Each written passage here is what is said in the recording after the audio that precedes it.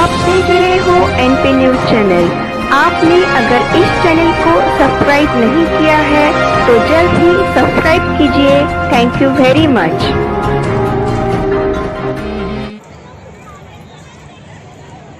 आज हमारा देश इतना महान ऐतिहासिक परंपरा रखने वाला एक महान देश जो हमारा भारत है, ये एक प्रश्न कम करना ठीक है, थोड़ा गड़बड़ बंद कर जीवन। इतने महान देश का आज का हमारा देश का लक्ष्य क्या है? भारत का कोई गोल, कोई लक्ष्य है या भारत अपना लक्ष्य खो बैठा है? ये प्रश्न मुझे खाया जा रहा है कई दिन से। कौन है भाई?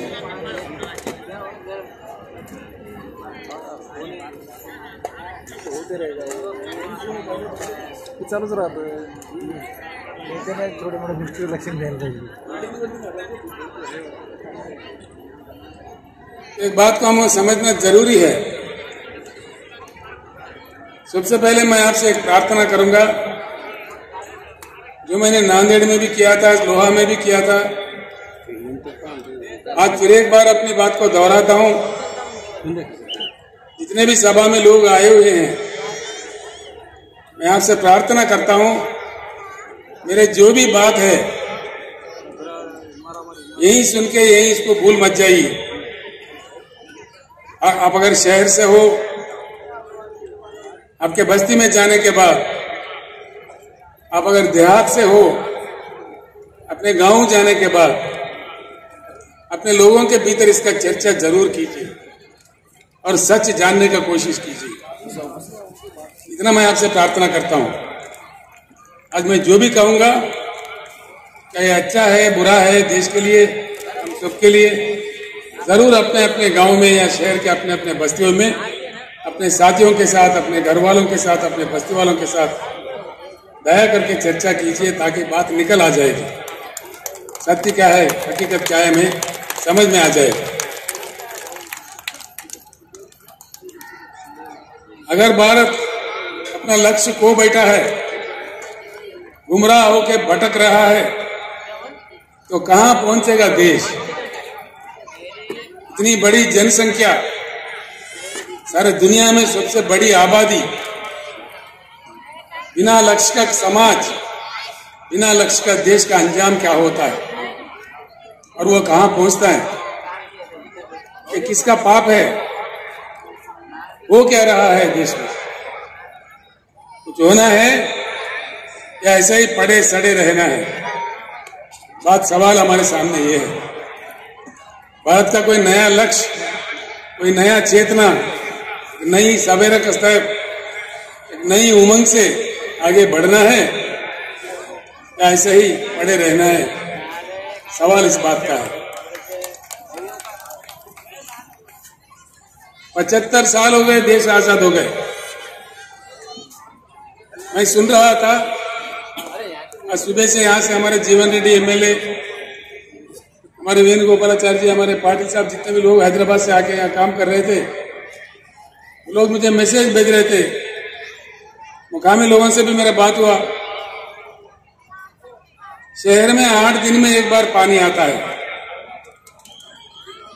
प्रकाश पोहरे जी जो देशोन्नति के मालिक है, मेरे साथी है, अकोला से आए हैं, उनसे भी मैंने मालूम किया तो वो भी कह रहे थे कि अकोला में भी यही हालत है।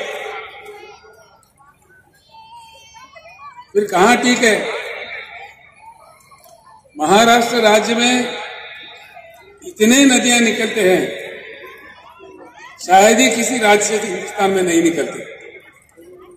गोदावरी है, कृष्णा है, पेनगंगा है, वेनगंगा है, मंजीरा है, भीमा है, घटप्रभा है, पंचगंगा है, मूला है, प्रवरा है, कितने कितने नदियां निकलते हैं। इतने नदियां निकलने वाले बलवान financial capital of India Mumbai साथ रखने वाले राज्य पीने का पानी नहीं दे सकता। ऐसे हालात में भी हम लोग क्या मुतमैन हैं? चाहे करके सोचिए, जनता क्या मांग रही है? कोई सोने का ईंट थोड़ी मांग रही है, चांद सितारे थोड़ी मांग रहे हैं। पीने का पानी भैया। इतनी लंबी लंबी भाषण के बाद, इतनी सरकारें बदलने के बाद क्या हंगामा, सियासी हंगामा देखने के बाद पीने का पानी तक हमको फराहम नहीं होता। ऐसी भारत आगे भी रहना चाहिए या बदलना चाहिए? बेरोजगारी बढ़ रही है, लाखों उद्योग बंद हो रहे हैं, लाखों श्रमजीवी जो उसमें काम करते हैं, कामगार लोग रोड पे आ रहे हैं। ओ कर भाई। और देश में पूरा जातिवाद, धर्मवाद, लिंग भेद खेल रहे हैं हमारे आंखों के सामने, रोज बरोज हम देख रहे हैं। जो धनवान है, अमीर है, और अमीर होते जा रहे हैं। एक ही साल में 10 लाख 12 लाख करोड़ के करोड़ोपति अरबोपति बन रहे हैं। जो गरीब है और गरीब होते जा रहे हैं। ये सब कड़वे सच है, आपके हमारे आंखों के सामने है। ये तो मैं कहानी नहीं बता रहा हूं, रोज हमारे को देखने को मिलता है। ये कोई माने या ना माने, ये कड़वा सच है। ये सारे जो भी चल रहा है, ऐसा ही चलना चाहिए या इसका कुछ इलाज होना चाहिए? इलाज होना चाहिए। किसी भी देश में कभी कोई बीमारी लगती है, कभी कोई बीमारी लगती है, सुधारने वाले डॉक्टर होते हैं उस समाज के, उस देश के दानिश्वर, बुद्धिजीवी, उस देश के, समाज के युवा शक्ति, जिनके पास खून, जिनके खून में ताकत होता है, यही डॉक्टर्स होते हैं। नौजवान भाइयों को मैं प्रणाम करके पूछता हूं, हम लोगों का तो उम्र गुजर रहा है, लेकिन ये कल का देश आपका है, भविष्य आपका है। आप ऐसे ही पड़े रहोगे या कुछ उज्जवल रास्ता बनाओगे? फैसला कीजिए। और एक बात पक्का तय करके चलिए, हमारी जो समस्या है, किसी भी दिन ये हमको ही सुलझना पड़ेगा। कोई अमेरिका से नहीं आएगा, कोई रूस से नहीं आएगा, कोई दूसरे देश वाले आके हमको नहीं सुधारेगा। सवाल यह है, कितने जल्दी हम जाग जाए उतना ही हमारा सुधार होगा। जितना हम लेट कर दिए और बड़े अन्याय का सामना हमें करना पड़ेगा। एक ही बात सोचिए, हिंदुस्तान में कई महान किसान नेता पैदा हुए, कई लोग। सर छोटूराम जो आजादी से पहले पंजाब राज्य में काम कर रहे थे, उत्तर प्रदेश में महेंद्र सिंह शिकायत काम कर रहे थे, यहां अपना महाराष्ट्र में शरद जोशी के नेतृत्व में कई लोग, लाखों लोग काम कर रहे थे। कर्नाटक में प्रोफेसर नंजुंडा स्वामी, तमिलनाडु में नारायण स्वामी जी, आज पंजाब में राजोवाल जी, और मंच पर बैठे हुए हमारे भारत किसान समिति का राष्ट्रीय अध्यक्ष श्री गुरनाम सिंह चड़ोनी जी, ये सारे लोग लड़ते रहे। आखिर एक बात सोचिए, हिंदुस्तान में अगर लोकतंत्र है, लोकशाही है, सर 13 महीने सर किसानों को क्यों दिल्ली में, देश के राजधानी में धरना करना पड़ता है? कितनी दुर्भाग्यपूर्ण है। ये क्या स्थिति है? ये लोकतंत्र है? 13 महीने के बाद, 13 महीने के दौरान में 750 किसानों का मृत्यु हो गया। 750 लोगों को मरने पड़ते हैं इस देश में, जिसमें लोकतंत्र हम कहते हैं। ये क्या तमाशा हो रहा है देश में।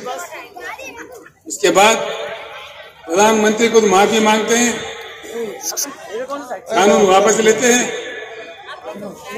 अभी और 13 महीने गुजर गए, होता कुछ नहीं है। क्या ये लोकतंत्र है, लोकशाही है? किसानों का ये मान्यता है? मतलब क्या है?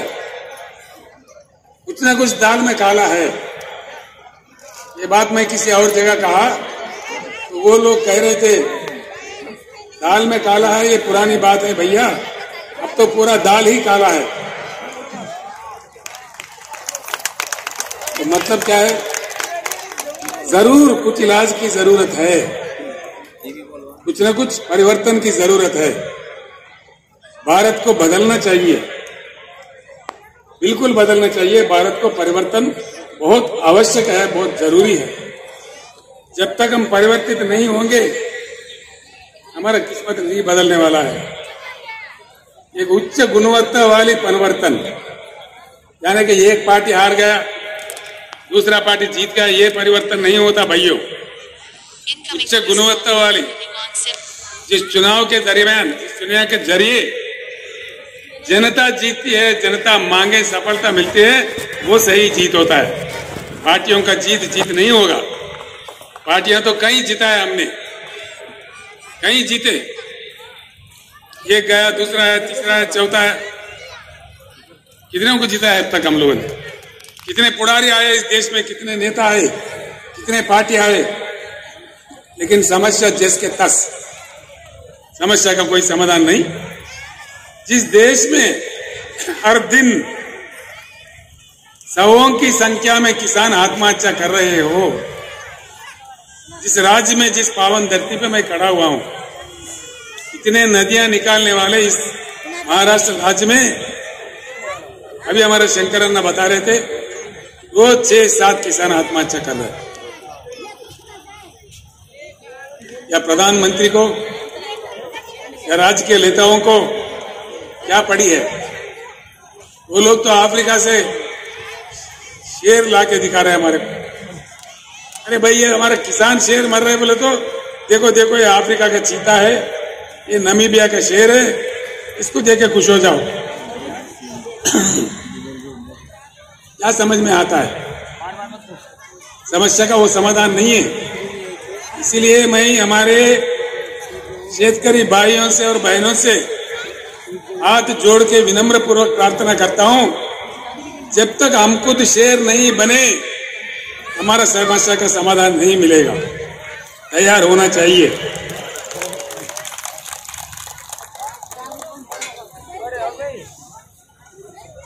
भारत को परिवर्तन होना होगा। बिना परिवर्तन के भारत विकास नहीं होगा। भारत में बिल्कुल तय है, क्योंकि लंबा समय गुजर चुका है। कई पार्टियों को मौका दिया जनता ने, लेकिन कुछ बात सही नहीं आया है। हमारे आंखों के सामने हमसे बुरा हालत में रहने वाला चाइना आज दुनिया को कमांड कर रही है। साउथ कोरिया आगे बढ़ गई है। बम का मार खाने के बाद उठ खड़ा है। जापान देश हमारे आंखों के सामने है। ऐसा मोहम्मद महातीर के नेतृत्व में मलेशिया में परिवर्तन हुआ, और सिंगापुर में जहाँ कुछ भी नहीं है, वो लोगों का हालत भी हमसे बेहतर है। ये सारे चीज हमारे आंखों के सामने हुई है। 75 साल में जो हो रहा है, इससे उठकर आउट ऑफ बॉक्स जाकर एक नया ढंग से, नया रंग से, नया जंग करके हम भारत को बदल सकते हैं। इसी पुराने तरीके से लोग नहीं बदल सकते। इस बात को समझने के लिए मैं आपको विनती करता हूं। इसीलिए मैं ये एक बात आपको बताना चाहूंगा, इस परिवर्तन भारत में जो आना है, बिना परिवर्तन के भारत आगे नहीं बढ़ सकता। इसीलिए पैदा हुआ है बीआरएस पार्टी। बीआरएस एक चुनाव के लिए, एक दिन के लिए, कोई एक वर्ग के लिए एक धर्म के लिए, एक जाति के लिए नहीं पैदा हुआ। ये सारे भारतवासी जितने भी है, उनके हकों को लड़ने के लिए, उनके हकों के लिए बिल्कुल बीआरएस पैदा हुआ है। एक बात मैं यहाँ कहना चाहूंगा, जब भी नए पार्टी आता है, नया ताकत उभरने लगता है, पुराने ताकतें इकट्ठे होकर के भी हमला करने लगते हैं, साजिशें रचते हैं, अफवाहें फैलाते हैं, पुलिस को लगा देते हैं। लेकिन डरना नहीं है। अगर डरे तो हम अब भी आजाद नहीं होते थे, अब भी ब्रिटिश के गुलाम बने रहते थे। इसलिए मैं कहता हूं, फानूस बनकर जिसकी हिफाजत हवा करे, वो शमा क्या बुझे जिससे रोशन खुदा करे। ये डरने से बिरने से कुछ नहीं होगा। बिल्कुल, अगर हमारे जंग में नेकी है, हमारे जंग में ईमान है, तो जरूर हमारी जीत होगी। हम जीत के रहेंगे, क्योंकि भगवान हो या अल्लाह हो, अल्लाह के घर में देर है लेकिन अंधेर कभी नहीं है। इसलिए हमको आगे बढ़ना चाहिए। इसीलिए आया है बीआरएस पार्टी, और बीआरएस पार्टी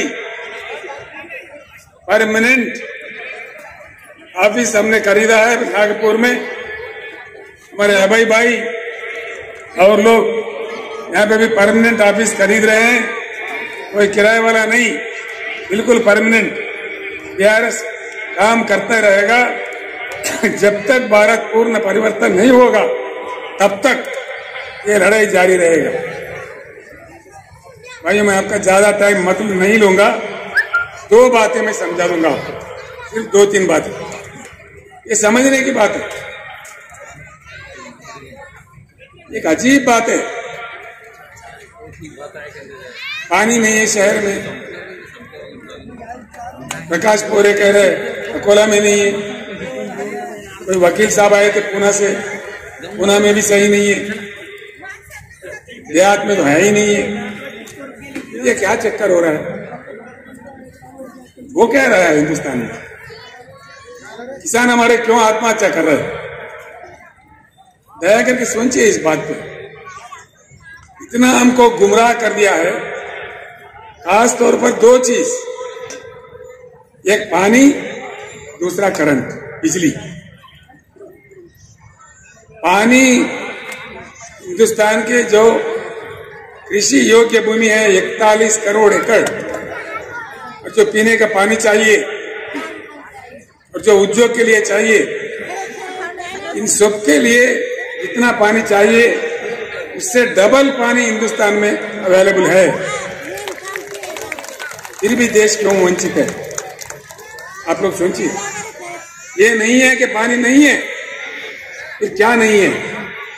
राजनेताओं का इच्छा शक्ति नहीं है, देश के प्रधानमंत्री का इच्छा शक्ति नहीं है, राज्यों के मुख्यमंत्रियों का इच्छा शक्ति नहीं है। बस चल रहा तो चला रहे, भगवान के भरोसे चल रहे। ये कब तक चलेगा? ये किसानों का आत्महत्या रुकना चाहिए। ऐसे हम शमशान जाते रहे। बस इसमें खास तौर पर पहले से लेके अब तक एक नेहरू साहब के जमाने में कुछ मनसूबा बनते थे, कुछ प्लानिंग होता था। उसके बाद में केंद्र सरकार जो भी पार्टी का बने, जो भी बने, उनके नालायकपन से आज देश सफर कर रहा है, इसमें कोई शक नहीं है। देश में जो उपलब्ध है पानी, जो हमारा अपना संपत्ति है, वो जनता के हक में है, ये समंदर में बहे जा रहे हैं और हमारे सरकारें तमाशा देख रहे हैं। देश में अगर पानी सही तरीके से सिंचन के लिए, पीने के लिए, उद्योग के लिए, अन्य चीजों के लिए आना चाहिए, तो बढ़िया बांध बनाना चाहिए, बहती नदियों को रोकना चाहिए। एक बात मैं आपको बताता हूं, आप शायद विश्वास भी नहीं कर पाओगे। जिम्बाब्वे एक देश है, बहुत छोटा देश है, जहां 6,500 टीएमसी का रिजर्वायर है। 6,500। आइटम जो जयकवाड़ी है, ऐसे नजदीक में है, अब तमाम लोग देख चुके हैं। 100 टीएमसी है उसका, यानी कि जिम्बाब्वे जो रिजर्वायर की मैं जिक्र कर रहा हूं वो पैटर्न से 65 बार बढ़ा है, 65 बार। हिंदुस्तान बाढ़ भी देख चुका है, सूखा भी देख चुका है। जिम्बाब्वे जैसे हमारे पास कम से कम 3-4 रिजर्वायर तो होना चाहिए देश को बाढ़ से बचाने के लिए, सूखा से बचाने के लिए, लेकिन नहीं करते। पानी का तमाशा, पानी रखते हुए देश को नहीं दिया जा रहा है। इसके बीआरएस का ये लक्ष्य है पूरे देश में आज जो पानी की पॉलिसी है इसे बंद करना चाहिए। नया रचना, नया कानून जब तक नहीं लाया जाएगा ये तमाशा ऐसा चलते रहेगा। हमारे खेते प्यासे रहेंगे, हम प्यासे रहेंगे, हमारे लोग भी 8 दिन के बजाय 15 दिन भी हो सकता है शहर में, फिर और बुरा हालत भी हो सकता है।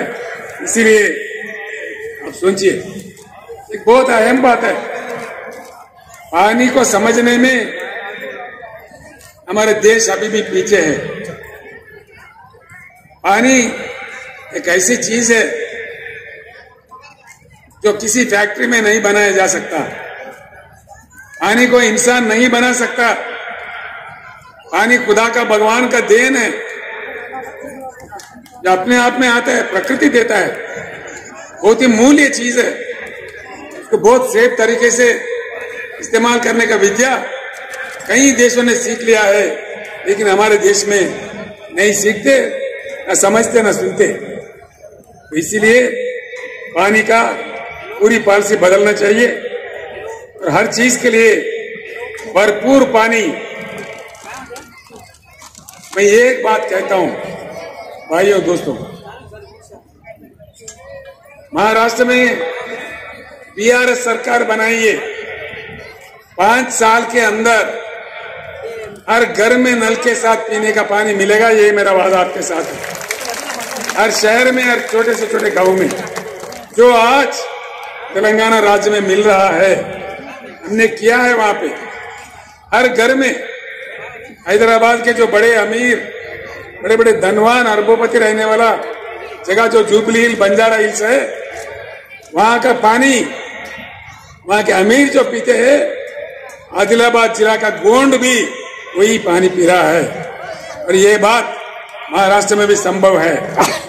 और ये भी मैं आपको वायदा करता हूं, जितना जल्दी हो सके उतना जल्दी हर एकड़ में भरपूर पानी किसानों को दिया जाएगा। ये मैं वायदा करता हूं आपसे, जो आज तेलंगाना में हुआ है।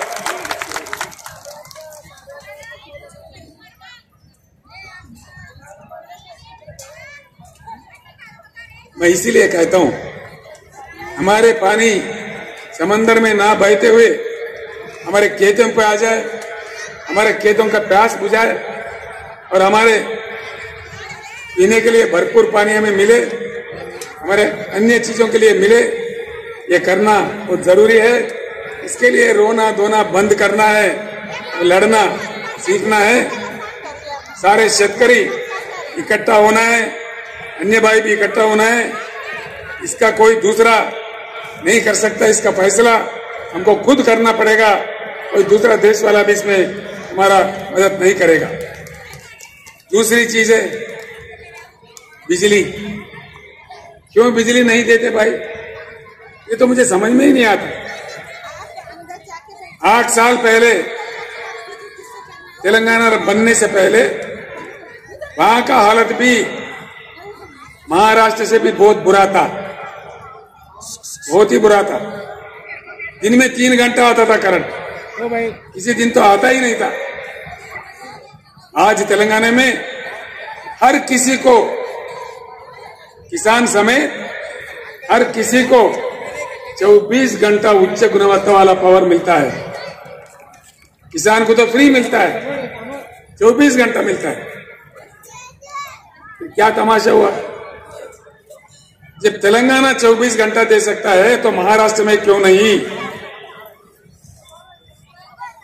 तेलंगाना बहुत छोटा राज्य है, महाराष्ट्र से कमजोर राज्य है। फिर क्या हो रहा है? ये क्या तमाशा है? करंट बनाने के लिए जो कोयला चाहिए होता है, हमारे देश में 361 बिलियन सर छोटी सी टन का कोयला है। स्टेट पे जाके कुछ बोलना चाह रही तो पूरे हिंदुस्तान को मैं थोड़ा कुछ बोलना 150 साल तक पे कैसे जाएंगे? 24 घंटा करंट देने के लिए सफिशिएंट है। जगह नहीं, 150 साल तक। पे नहीं जा ये आंकड़े मेरे नहीं है, नहीं बोल सकते वहाँ ये कहानी मेरा नहीं है। इसको कोई गलत साबित करा, मैं एक ही मिनट में मेरे चीफ मिनिस्टर को उसको इस्तीफा भी दे दूंगा। ये मेरा सवाल है, ये है, इसका उपलब्धि है भाई। पानी है भरपूर, नहीं देते, नहीं जा सकते। कोयला है, उससे 24 घंटा करंट दे सकते, क्यों नहीं देते भाई? क्या मजाक बना दिया?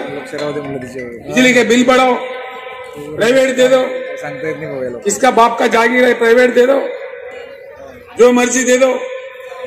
कैसे दे रहे? अनेक दशकों से हमारे करंट के कर्मचारी, जनता, हमारे लोग अपनी जमीन दे के, पैसे दे के, उन पसीना बहा के जो करंट घर बनाए, जो पावर जनरेटिंग हाउसेस बनाए, उसको मुफ्त में अपने दोस्तों में बांटना चाह रहे हैं, पावर प्राइवेटाइजेशन। मैं ये की बात कहता हूं, भगवान का दया होगा तो अगली सरकार बीआरएस का बनेगा, हर चीज हम वापस लेके रहेंगे।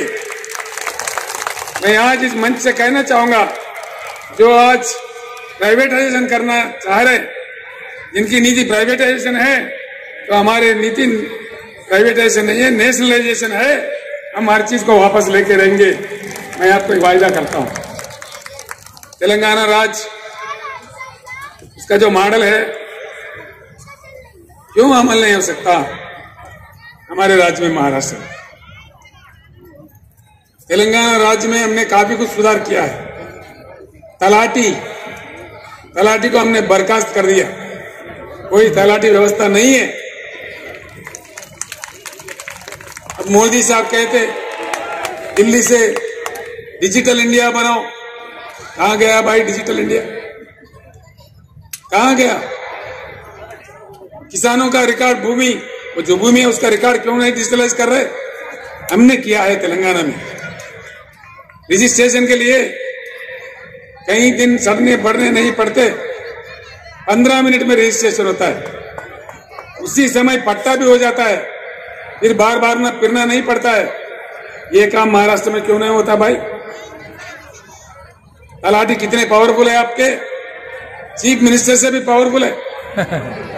हमारे तोरट साहब कह रहे थे मेरे से, ये तो ब्रह्मदेव, महाराष्ट्र राज्य में उनको ब्रह्मदेव बोलते, जिसके जमीन चाहो, जिसका किस्मत लिख देता है, किसके भी नाम पे। ये क्या हो रहा है? हम तानाशाही में हैं या लोकशाही में हैं? ये क्या? हम इसीलिए तेलंगाना असेंबली में कानून पास करके तलाटी व्यवस्था को ही बर्खास्त कर दिया है, सारा डिजिटलाइज कर दिया है। इसीलिए किसानों के लिए जो सालाना एकड़ को 10,000 रुपए हम बेचते हैं, हम कोई ऑफिसर के जरिए नहीं बेचते। किसान को उस पैसे लेने के लिए कोई दफ्तर जाना नहीं पड़ता। हैदराबाद में हम डाल देते हैं तो सीधा उनके बैंक अकाउंट में जाता है, बीच में कोई दलाल मट्टी कुछ नहीं है, 1 रुपए का भी रिश्वत नहीं देना पड़ता। तो किसानों के लिए जो बीमा का सुविधा हमने किया है, किसान के मृत्यु होने पर 5 लाख देने का, तो भी कोई दफ्तर नहीं जाने पड़ते। उसके 8 दिन के अंदर उनके घर, वो किसान जिनका मृत्यु हुआ, वो जिसका भी नॉमिनेट किया, 8 दिन के अंदर 5 लाख उनके घर पहुंच जाता है। किसानों के जब दान हम खरीदते हैं, हर एक दाना 7,100 केंद्र खोल के तेलंगाना में हम खरीदते हैं। अभी खरीद रहे, अभी धान की फसल आ रही है, बड़ी तादाद में आ रही है। हम 7,000 केंद्र खोले हैं, अभी कारोबार चालू है, कोई भी आकर देख सकता है तेलंगाना में। ऐसे कोई इतना दूर भी नहीं है। उसका पैसा भी सीधा किसान के बैंक खाता में जाता है, कोई दलालों का शिकार नहीं है। तेलंगाना में भी हालत इससे बहुत बुरा था, करंट नहीं था, पीने का पानी नहीं था, किसान भी हमारे आत्महत्या कर रहे थे। मैं ही कई बार रो पड़ा था, मैं भी जोश में आके मैं भी, अरे भैया मत मारो बोलकर हाथ जोड़ के उनको प्रणाम किया। मैं 2-3 साल बचे रहो, मैं आपको बचा लूंगा बोलकर रोते हुए भी मुझे बोलना पड़ा, ऐसा इतना बुरा हालत था। लेकिन आज कट्टरपन से हमने काम किया। आपके सामने बैठा हुआ है हमारे उमेश कुमार जी, जो भूतपूर्व चीफ सेक्रेटरी है, साबिका चीफ सेक्रेटरी है तेलंगाना राज्य का, मेरे साथ उन्होंने काम किया, अभी रिटायर हुआ है। उनका काफी योगदान रहा वहां पे ये चीजों को हासिल करने में, ये चीजों को किसानों को उपलब्ध करवाने में बहुत उनका योगदान है, उन्होंने किया है। महाराष्ट्र में क्या हुआ भाई? महाराष्ट्र का चीफ सेक्रेटरी नहीं है, सेक्रेटरीज नहीं है, कैबिनेट है, सब कुछ है, आमदार है, खासदार है, तो यहाँ क्यों नहीं होता? सवाल ये है। मैं आपसे प्रार्थना यही करूंगा, इसीलिए इन चीजों के मद्देनजर ही मैंने आवाज दिया है, मैंने पुकारा है, अब की बार किसान सरकार, किसान भाइयों को मैं प्रणाम करता हूं। आप खेत जाना, हल चलाना सीखते हो, जानते हो, एक बार असेंबली की तरफ क्यों नहीं जाते? आप खुद आमदार क्यों नहीं बनते? आप खुद खासदार क्यों नहीं बनते? ये नेता, बड़े बड़े मोटे नेता नहीं चाहिए हमको, हम में से खुद नेता बनेंगे। अगर आप साथ दो तो बिल्कुल हम खुद नेता बनेंगे। किसान भाइयों को मेरा एक अपील है, अगर आप नहीं कर पाओगे, मैं सारे महाराष्ट्र किसानों को यहां से आवाज दे रहा हूं, आगामी जिला परिषद चुनाव आपके हाथ में है। शहर के वोट नहीं रहे तो उसमें पंचायत राज इलेक्शन बोले तो देहाती वोट है, सारे वोट हमारे हैं। सारे के सारे जिला परिषद पर गुलाबी झंडा लहरा दो, क्या क्या भाग के नहीं आता मैं देखता हूं, आपके पीछे भाग के आ जाएगा। एक ही सभा नांदेड़ में हुआ तो असेंबली में बजट आ गया 6,900 करोड़ और कह दिया कि भाई किसान को 10,000 देंगे। क्या भीख दे रहे हैं? दो, तेलंगाना में जब दे सकता है एकड़ को 10,000 तो महाराष्ट्र में क्यों नहीं दे दीजिए। मैं यहाँ के मुख्यमंत्री जी से अनुरोध करता हूँ, प्रार्थना करता हूँ। यहाँ के उप मुख्यमंत्री देवेंद्र फडणवीस जी है, वो मुझे कह रहे थे, चंद्रशेखर जी आपका यहाँ क्या काम है, आप तेलंगाना संभालो।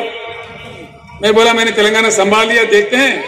महाराष्ट्र में आ गया हूँ, मैं भारत में कहीं भी जा सकता हूँ।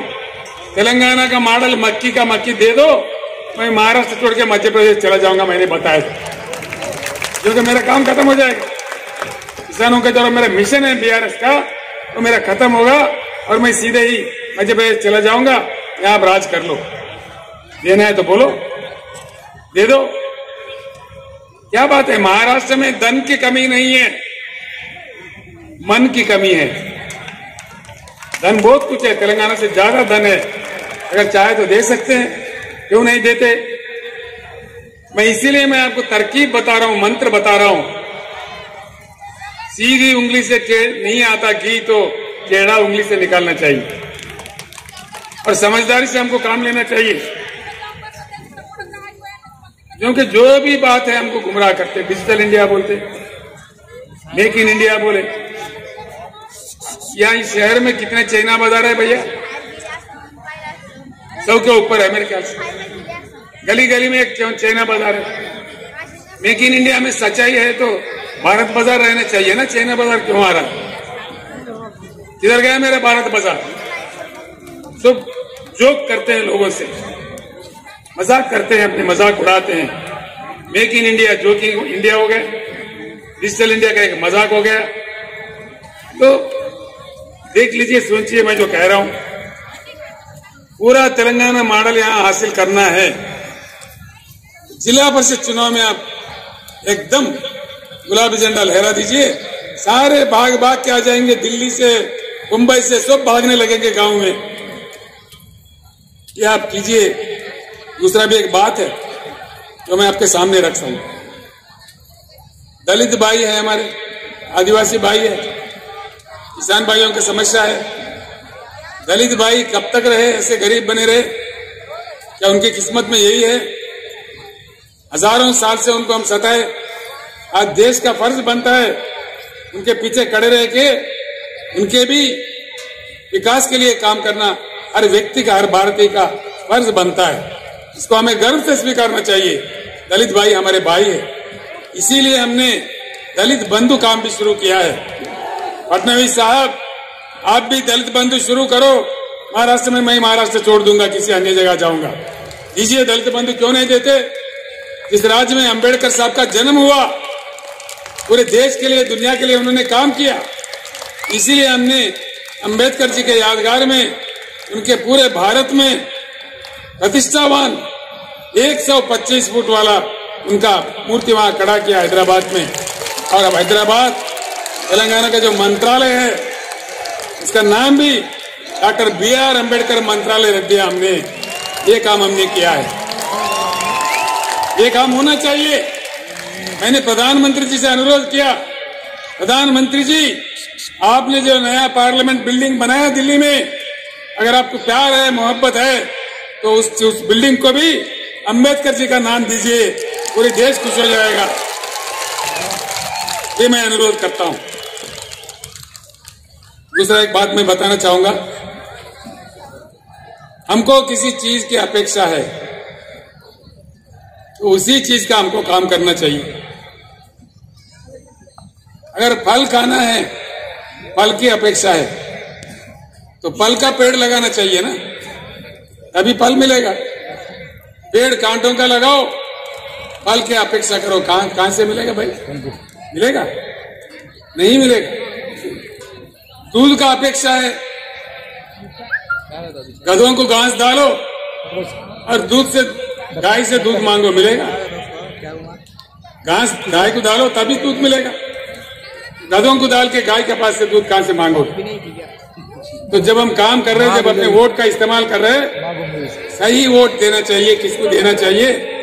हमारे भलाई के लिए कौन काम कर रहा है, कौन तड़पता है, उनको देख के हमको काम करना चाहिए। तभी जाके हमारा एकता ही हमारा समस्याओं का समाधान है। खासतौर पर किसान भाइयों से, दलित भाइयों से मैं हाथ जोड़ के कहता हूं, आत्महत्या करना हमारा समस्या का समाधान नहीं है। हमारा समस्या का समाधान हमारे हाथ में है। हमारा वोट में इतना ताकत है, तो इसको एक बार के लिए अपना वोट अपने लिए इस्तेमाल करो। आप खुद सरकार बन जाओ, जो नीति हमें लिखना है लिखो, अपना किस्मत बदलने का पूरा प्रयास करो। आज के बाद मैं अपने भाषण खत्म करने से पहले मैं आपको बताना चाहूंगा, आज के बाद आप लोग सोचिए,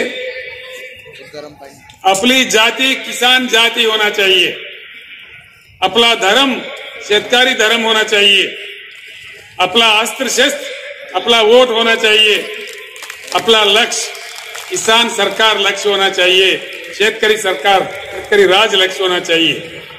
ऐसा करके हम लोग किसान राज का स्थापित करते हैं, फिर आगे बढ़ते हैं। कैसा नहीं आएगा जैसा तेलंगाना में आया, नदी भाग के आया, वहां कोई पानी का पट्टी भी नहीं है, किसानों के लिए पानी पट्टी नहीं है, करंट के लिए कोई बिल नहीं है, फ्री में देते हैं, पूरे दान खरीदते हैं। ये सारे चीज यहाँ बहुत आसानी से किया जा सकता है। तेलंगाना का मक्की कापी करो ना भाई, खत्म हो गई बात,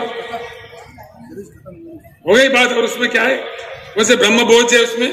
तो इसीलिए सब मिलके एक बार कहते हैं, अब की बार, आवाज सुनने में नहीं आ रहा, इतना ठंडा है महाराष्ट्र के भाई, शेर है महाराष्ट्र के। अब की बार, अब की बार, अब की बार धर्मस्य विजयोस्तु अधर्मस्य विनाशोस्तु प्राणिषु सद्भावनास्तु विश्वस्त कल्याणमस्तु। जय महाराष्ट्र, जय भारत। मैं आपसे विदा होता हूं।